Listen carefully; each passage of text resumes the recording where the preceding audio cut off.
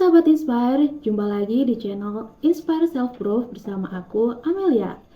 Sesuai dengan intro dari video sebelumnya, jadi ini adalah channel bersama antara aku dan teman grup aku. Jadi jangan bingung ya kalau semisal dalam video selanjutnya akan dibawakan oleh orang lain selain aku. Oke, jadi kata pepatah, tak kenal maka tak sayang. Udah sayang, kok nggak jadian, hehe. Kenalin nih, aku Amel dari Universitas Amikom Yogyakarta. Jadi kali ini aku mau berbagi sedikit tips nih buat teman-teman. Iya, jadi kali ini aku mau bahas terkait dengan 3 cara mengubah kebiasaan supaya kehidupan teman-teman jadi makin produktif nih. Teman-teman, aku mau tanya nih, kalian pernah nggak sih mencoba untuk mengenali diri sendiri? Ya, sederhananya kalian pernah nggak memikirkan tentang kebiasaan dan rutinitas kecil dalam sehari-hari? Misalnya nih, saat bangun tidur, saat belajar, atau saat sedang mengambil keputusan. Sadar nggak kalau misalnya kebiasaan kita dan rutinitas kecil kita itu sangat-sangat berpengaruh dengan tingkat produktivitas kita dalam sehari-hari? Nah, sebelum membahas 3 tips tadi, aku mau jelasin dikit nih terkait apa sih bedanya kebiasaan dan rutinitas versi aku, tentunya dari buku yang aku baca ya. Jadi, kebiasaan itu merupakan suatu hal yang biasa orang atau kita lakukan secara berulang-ulang dan seringkali kita tuh nggak sadar nih teman-teman. Contohnya kebiasaan kecil sehari-hari seperti orang yang makan sambil berkecap nih.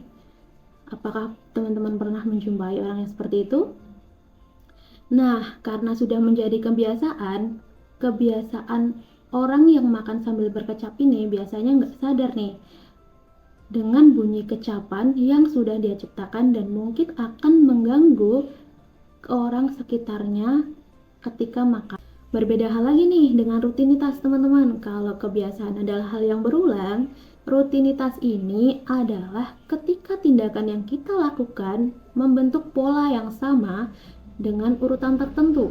Misalnya nih, ketika aku berangkat ke kampus atau ke tempat kerja, sebelumnya tuh aku pasti akan melakukan suatu rutinitas, yaitu sebelum berangkat aku pasti akan mandi dan bersiap. Kemudian setelah itu aku akan sarapan, setelah itu cek barang yang akan aku bawa, kemudian yang terakhir adalah cek jadwal kegiatan yang aku lakukan selama di kampus nih. Nah, setelah itu baru deh aku berangkat ke kampus. Nah, kegiatan persiapan sederhana ini itu adalah salah satu contoh bentuk dari rutinitas nih teman-teman. Tapi kalian sadar nggak sih teman-teman kalau misalnya rutinitas kita bisa saja tersusun dari serangkaian kebiasaan yang udah kita lakukan nih. Jadi karena rutinitas bisa tersusun dari serangkaian kebiasaan, maka untuk merubah rutinitas kita menjadi lebih baik dan lebih produktif tentunya, kita bisa menggunakan kebiasaan baru nih teman-teman. Nah teman-teman, kira-kira apa aja sih tips untuk membangun kebiasaan itu? Kalau kata Charles dan Hig nih, cara paling efektif untuk mengubah kebiasaan adalah dengan mempertahankan sinyal dan reward dari sebuah lingkungan kebiasaan. Jadi, dalam bukunya yang berjudul The Power of Habit, Charles dan Hig nih menyebutkan 3 komponen yang mendasari pola kebiasaan. Nah, kira-kira apa aja sih 3 pola kebiasaan itu? Jadi, pola yang pertama adalah sinyal atau cue. Sinyal atau cue ini biasanya akan muncul sebagai pemicu yang merangsang otak kita untuk melakukan sebuah rutinitas nih teman-teman. Nah, pemicu ini terdiri dari 5 kategori nih teman-teman. Dikutip dari artikel online yang ditulis oleh Herman Yudhoyono, 5 pemicu yang merangsang otak kita adalah: pertama, lokasi. Yang kedua adalah waktu. Kemudian kondisi emosional. Yang keempat adalah orang lain. Yang kelima adalah tindakan yang sudah kita lakukan sebelumnya nih. Contohnya, seseorang yang memiliki kebiasaan makan di tengah malam akan mendapatkan sinyal lapar nih, teman-teman. Terus, yang kedua adalah seorang perokok pasti akan merokok seketika setelah sinyal pemicu itu muncul nih dan mempengaruhi otak si perokok ini. Teman-teman, ada yang melakukan hal yang sama seperti contoh yang aku bilang? Kalau ada, itu berarti menandakan bahwa sinyal pemicu sukses merangsang otak kita. Nah, sinyal itu bisa berupa stres, bosan, kesepian, grogi, atau hal lainnya nih teman-teman. Selanjutnya adalah pola kedua, yaitu rutinitas atau rutin. Seperti yang udah aku sampaikan di awal tadi nih teman-teman, rutinitas ini adalah tindakan urut yang sudah kita lakukan dengan pola tertentu nih. Hal ini juga bisa memicu adanya kebiasaan teman-teman. Kemudian pola ketiga atau pola terakhir yaitu penghargaan atau sering kita sebut sebagai reward nih teman-teman.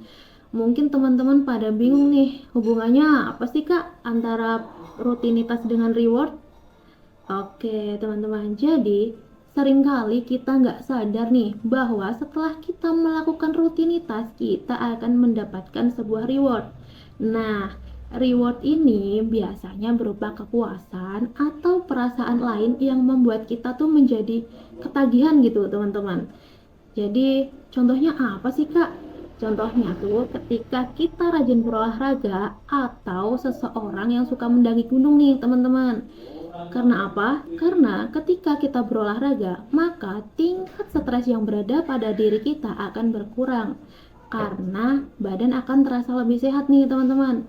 Kemudian, orang yang suka naik gunung, dia akan cenderung mengulangi hal yang sama karena saat berada di puncak gunung, dia bisa mendapatkan kepuasan dan perasaan lega nih teman-teman, dan juga keindahan alam yang membuat tingkat stres di dalam tubuh si pendaki ini menjadi hilang. Tapi jika rutinitas itu kita hentikan, biasanya tuh akan muncul rasa gelisah dan sulit tidur nih teman-teman, karena terbayang-bayang dengan kepuasan yang akan kita dapatkan dari sebuah rutinitas ini nih.